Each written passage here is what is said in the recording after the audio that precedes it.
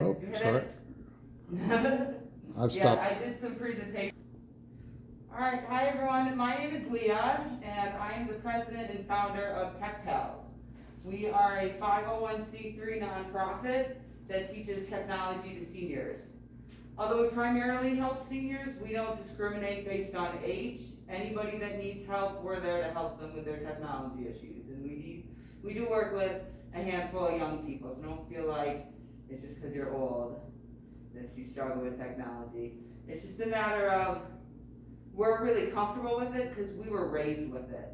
We're just of the generation that grew up as the technology went like this, advancing and advancing and advancing, we stayed with it.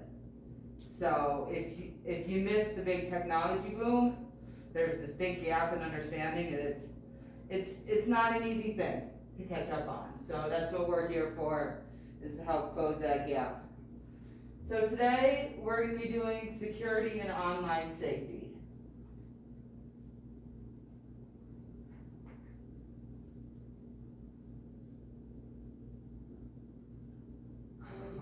The technology doesn't work. Yeah, this is fun. It's the network, it's not good. Well, she's bringing it from, I've got a remote that's supposed to be fancy. I tested this before I got here. No battery? No, I put fresh batteries in it. Okay.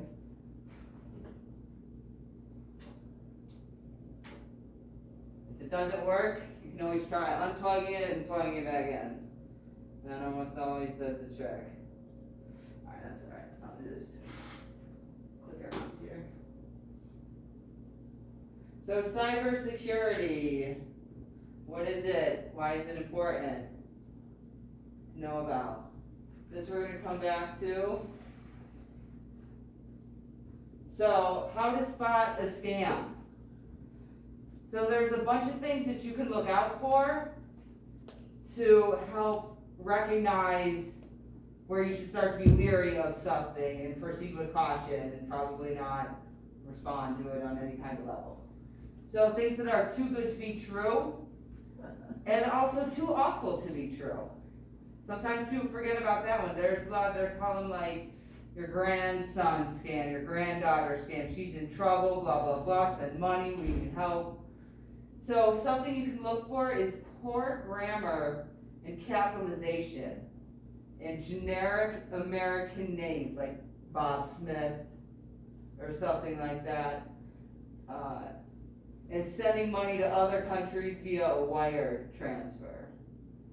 So sloppy and new websites, pop-ups, urgency. These emails that come in and they say, your account has been hacked, you have 1 minute. You have 1 minute to give us all of your money, or, you know, I mean, they're not that blunt with it, but, you know, they're tricky, they scare you, they use these urgencies as scare tactics. Be leery of donations from a non.org address. The .org, that symbolizes a nonprofit. But having got the .org and being a nonprofit, I can tell you, you do not have to show your EIN and your tax form to GoDaddy to get your .org. So, you know, keep that in mind as well. Just because it has a .org doesn't mean it is a nonprofit, but if it doesn't have the .org, it definitely is not. Fake representation of companies from wrong websites. This would be examples of scams such as those for like imitating a banking website. Well, they'll try to get you to put in your username and password, or imitating Amazon. They'll set up a whole fake website that looks like it, but it's not it. And I'll show you how you can check and make sure that you're on the real website. And I already said too awful to be true, and things asking for personal information. It works. More tips for spotting a scam. a generic dear sir or madam. If your bank is writing you, they know your name. They are addressing you by name. Your bank is not writing you as dear sir or madam. An email address that doesn't match who the sender claims to be. Do you guys know how to see the email address of a sender? Yeah, right here on my phone, I can do it. Right, and sometimes it just has a name there. But if you take your mouse or you click on it on your phone, it'll show you the actual email address that it came from.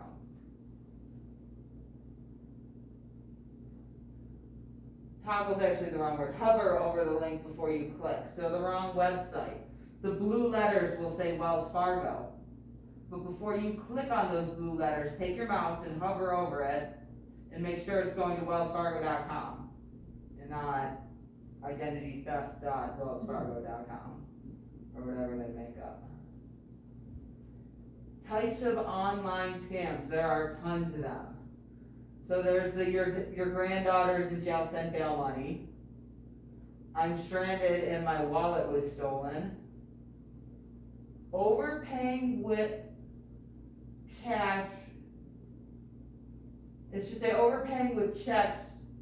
Let me explain this. Okay, so let's say you're selling something on eBay, or you're a craftsy person, you're selling things on Etsy.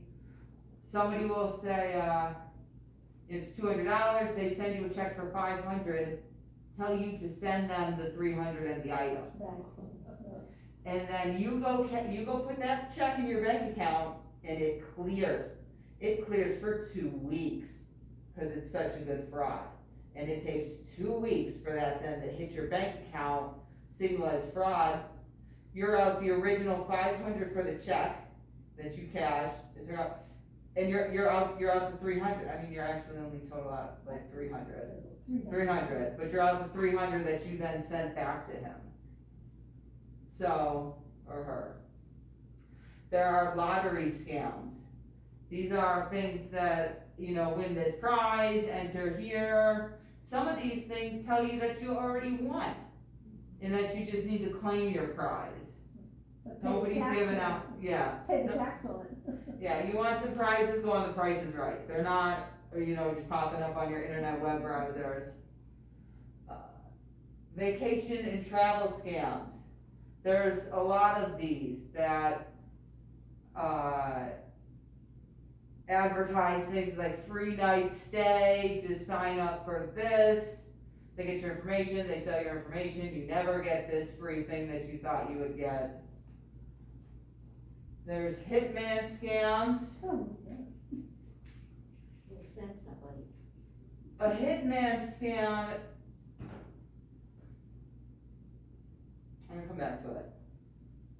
Dating scams, people that fake love interest in you from the dating websites that then want your money. They're catfishing, they're not who they say they are, they're not the picture, they're in some other country and talking about, oh yeah, I'm gonna come visit you. Oh, I was mugged on the way to the airport. My wallet was taken. There's Facebook impersonation scams where somebody can take your Facebook profile picture, make a whole nother profile, and then start sending out clickbait to your friends, have them clicking on links and doing malicious damage that looks like it's coming from you. Fake shopping sites. And fake tech support scams. We are the real deal. We are not fake tech support, but there is fake tech support out there. Let me tell you how it looks. You'll get a flashing notice on your computer that says, your computer has a virus, you need to call us now to get the virus off your computer. And you'll freak out. And if you call them, what they'll do is they'll gain remote access into your computer, and they'll start clicking around, looking through your files, looking through your passwords, looking through your finances. Tech support does not come to you, except for me. I have come to you today. But tech support, you reach out to them. They're not just gonna pop up on the internet. Viruses. Let's talk a little bit about viruses. Signs of a virus. If you're getting unexpected messages popping up, and internet search results taking you to the wrong address. Have you guys ever experienced something like that? This is where they reroute where you're going. It'll say, whenever you type in Amazon.com, go to NFL sports bets or something. Like, they can reroute where your site, and that would be a virus issue. Now, these Chromebooks that we have, they're the Android-based technology, and they're really safe as far as virus is concerned. Your targets are your Windows machine, and it was previously thought of that your Apple machines were safe from viruses. But this was because back in the day, Apples weren't that popular, and so the big hackers would put their time and effort into developing a virus that hit your PCs, because they had a much larger audience. But that isn't true now. There's just many people on Apple devices that people have developed viruses to attack both. If your computer is very slow and experiences a lot of errors, and if you do not have access to your own files, if you try to click on something and it tells you, please enter the password to gain access to this file, somebody has taken over your computer and locked your files. And this is what ransomware is. Well, they'll take over your computer, lock your files, demand money to give you access back to your computer files. And chances are, even if you do send them money, they don't give you the access back. And it's really hard to crack down on this because they're in other countries, out of reach of our people. Cool, so this came out big enough that maybe you guys can see this a little bit. This is an awesome screen here. So this is to show you what different red flags there are in your emails. So we'll do this piece by piece here. Subject says quick response. So that's a sign of the urgency. Typically use subject lines that imply urgency regarding payment inquiries or fund transfers. So here we go. Dennis at financialbest.net.au. What is .net.au? That's not the .com. These big companies, they own the .coms. If it wasn't available, they shelled out money and they bought it. They're not going to be a .net.au. AU is Australia. AU is Australia, yeah. So I thought, why do you know? But you cannot be in Australia and purchase a .au. Probably. So here we go. Body of the emails. Scammers make it appear as if the fund transfer is urgently needed and should be executed as soon as possible.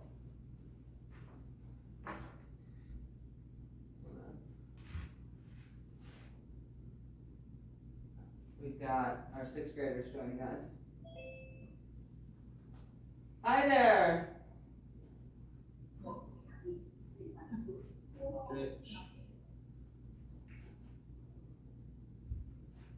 Somebody's trying to get it. Yeah, here. We've got Somebody from here who wants to be here? No, this is somebody from the Boulder County Day School. This is Gregory, everyone. We can see you, you can wave. I got dual screens.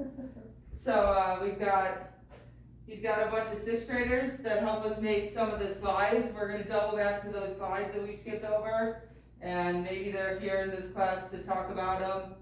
Are you ready with your students, Gregory? There's no audio on it. No, we're not muted. Can you hear me now? Yeah, I can hear you now. Perfect. The students are here, ready? All right. If possible, if you have, if you could share your screen or your turn on your video, that'd be So, great. oh yeah, here we go. I can do both. Awesome. Cool, I can still Cool. share the screen. So this is where we are. We're at Fraser Meadows. This is everybody. No, we were at Flatiron. I'm sorry. We are at Flatiron Center. Okay. Thank you. Thank you.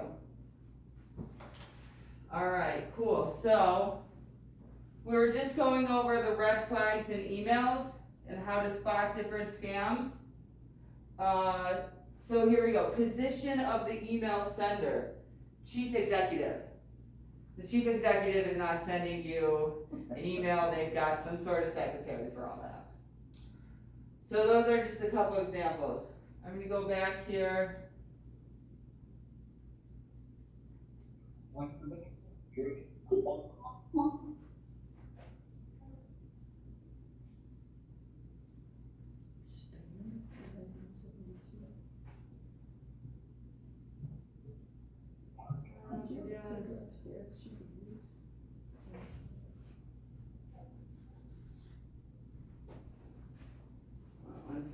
Sorry, guys. This is so much of this one. That's what she's talking about. Hold on one second. Having some technical difficulties here. But you're the tech pals, you'll figure it out. No worries. Can you hear me okay? Yeah, I can hear you great. My clicker thing died. I have the dual screens running. I can't find my mouse. I'm gonna just scan up my students to see.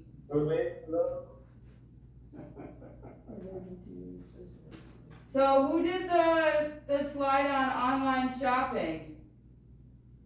Oh, kept this up.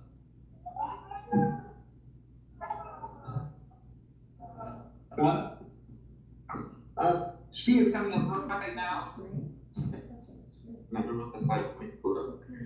Minimize this. On this, I mean,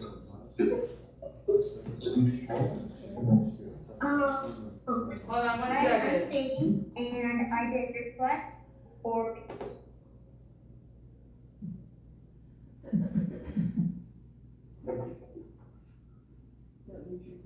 All right, so you want to go ahead and read the slide for us?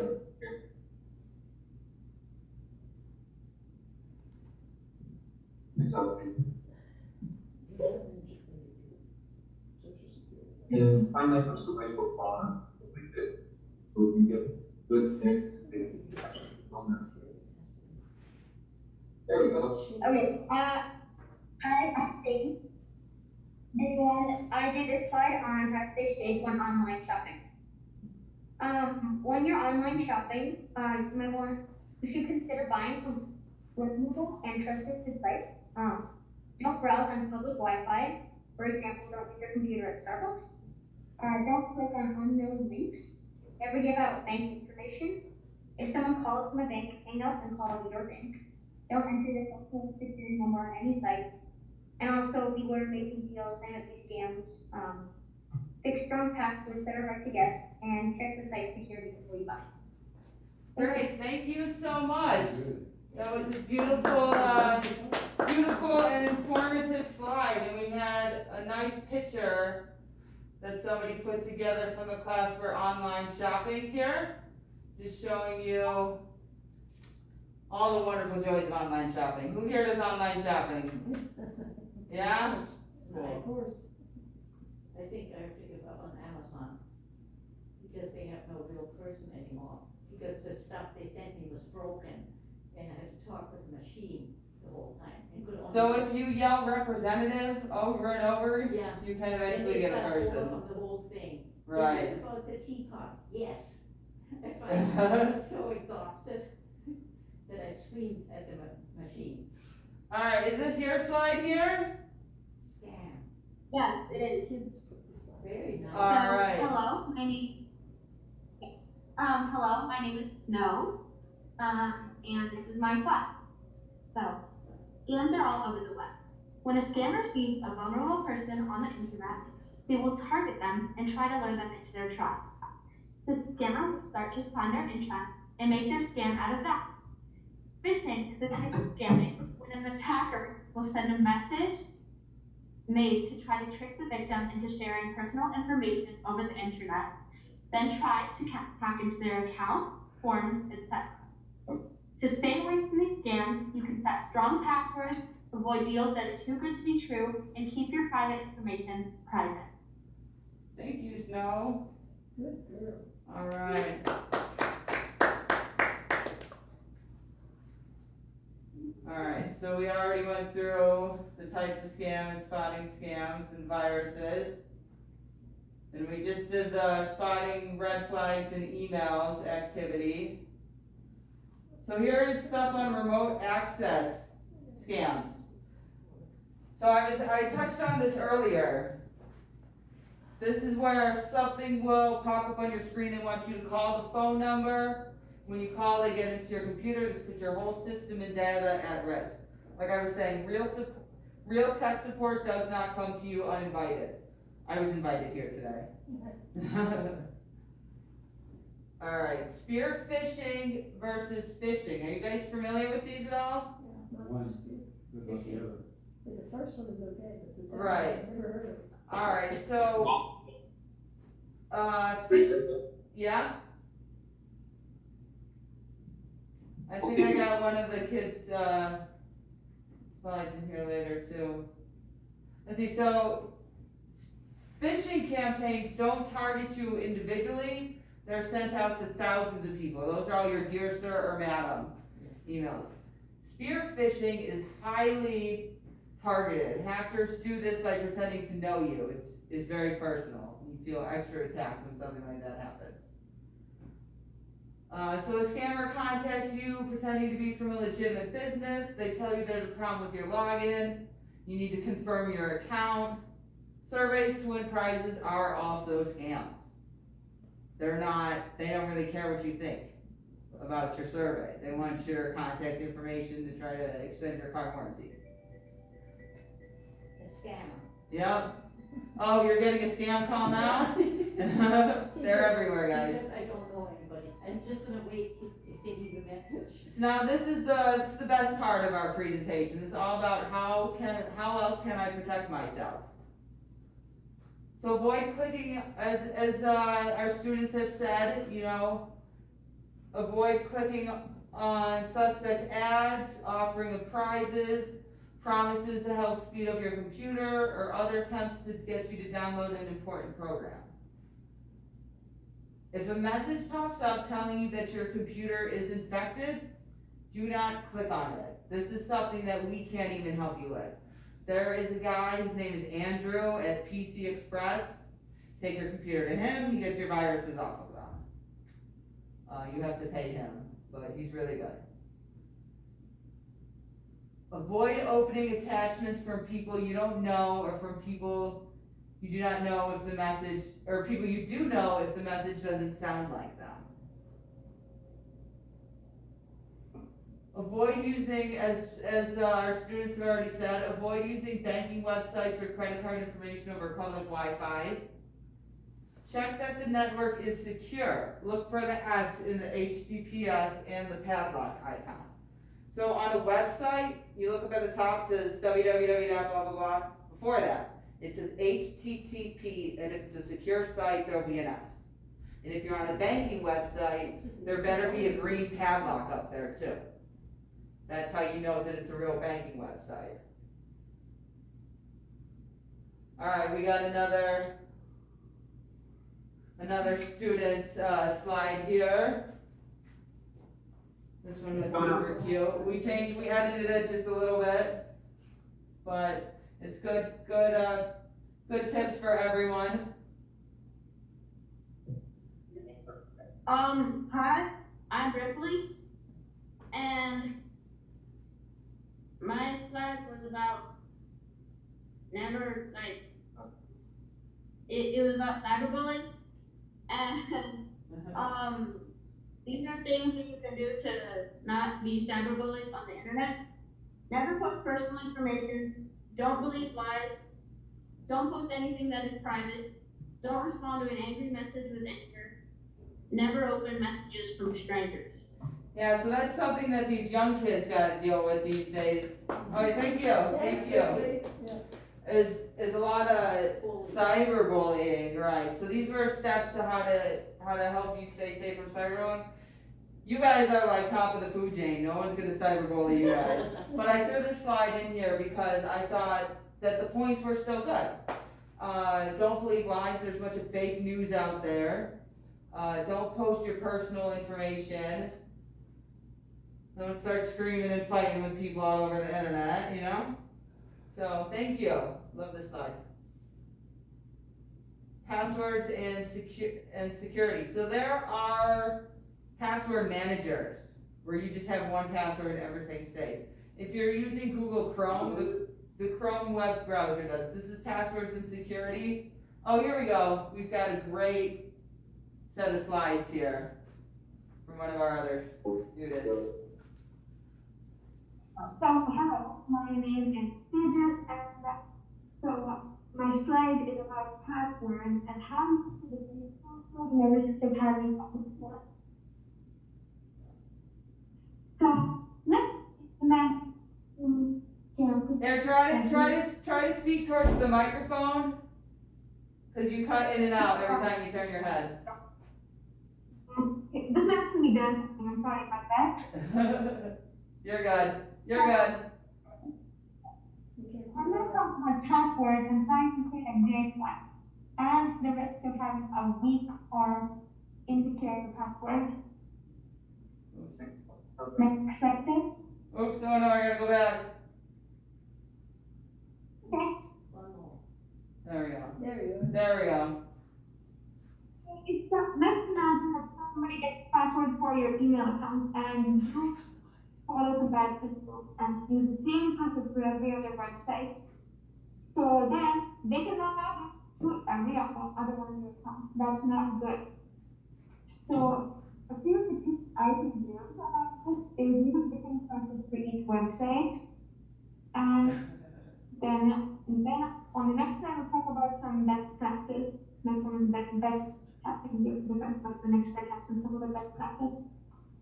So the other thing I do is choose something personal or memorable. You're more likely to remember a practice memorable to you. Don't use the password like 12789. That's not secure. And it's too easy. That's too easy. Not secure. So don't use that as your password for every website. Of course, a password manager can help. So a password manager is keep a software that stores your passwords for you, so they are safe and you don't need to remember them. They can also generate random passwords. So if you're on like Chrome or Microsoft Edge or Firefox, there's an extension that will let it automatically set up the password for you, which could help. And so there's the one which is free. Yes. And then there's OnePassword, which has a few more features, but it does cost $199 a month. Alright. Well, thank you so much. Alright, so a little bit about passwords there. So how can they break into Bitboard? How do you get Bitwarden? No. Can they be hacked? No, these companies spend like billions on security. Bitboard, do you use it? So, we're going to talk about what TechPel's top pick is for antivirus software. Those are password managers. So first of all, we got firewalls. So you guys have all seen the little, your firewall's on, your firewall is off. What is a firewall?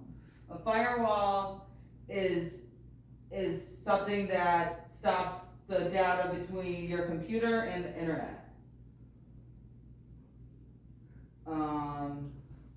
You want to have the firewall on, so all of your data on your computer isn't available to anyone on the internet. And we talked about getting help. I can speak briefly about firewalls. Oh, please do. Yeah, so for example, our school, we have a firewall to keep our students safe, so that the students can only access things that we say is safe and appropriate for them to get to. So it works both ways. We can keep our kids safe here at school for what they can access, and then what accesses them. So it works both ways. It's like a nice perimeter, a nice fence that keeps us digitally safe. Thanks, Gregory.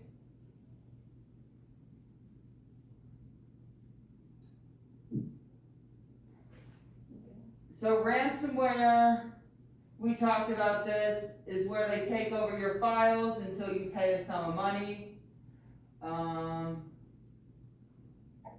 It's very hard to crack down on, because everything's encrypted. Don't think that these things can't happen to you, because they can. I hear stories all the time. I do these presentations and people all the time come up to me and they say, I fell for one of those, you know, somebody got me. It definitely happens. I had some links on ransomware. So here we go, this is what I wanted to get to. Antivirus software. If you have a PC or a Mac, we recommend, so TechPals has these things called TechPals Top Picks. These are pieces of technology that we use and recommend that others utilize as well to enrich their life. So our top pick is Norton 360. And this is because if your identity is hacked while you have Norton 360 on your computer, there is a $1 million identity theft protection plan. So you can really feel secure with the product. That's how confident they are in their security stuff. Yes? We had Norton, we now have AVG. Are they comparable? So yes and no. Like Norton is the only one that's got this identity theft, this $1 million protection plan. What are they charging now? $50 a year. What's worth it? I mean, that was in 2019. This slide So I can go on, 360, pay it, and connect to it. Yep.